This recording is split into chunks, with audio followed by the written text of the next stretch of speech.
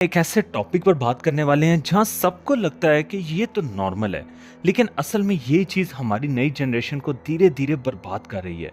अगर मैं कहूं कि आपका फोन आपके दिमाग को कंट्रोल कर रहा है, क्या आप यकीन करेंगे? मैं बात कर रहा हूं मोबाइल फोन एडिक्शन की। मोबाइल एक ऐसी छोटी सी डिवाइस जो हमारी जिंदगी का इतना बड़ा हिस्सा बन गई है कि बिना इसके हम अपने दिन का तस्वर भी नहीं कर सकते। लेकिन क्या आपने कभी सोचा है कि ये छोटी सी स्क्रीन हमारे दिमाग, हमारी सोच और हमारे फ्यूचर को किस हद तक खत्म कर रही है?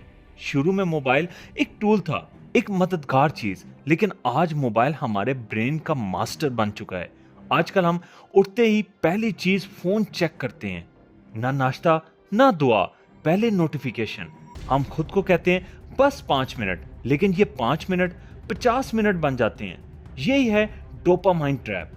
जब भी फोन वाइब्रेट करता है या कोई मैसेज, लाइक या कमेंट आता है, हमारे दिमाग में डोपामाइन रिलीज होती है, एक फील गुड जो केमिकल हमें थोड़ी देर के लिए तो खुशी जरूर देता है, लेकिन धीरे धीरे ये एडिक्शन बन जाती है।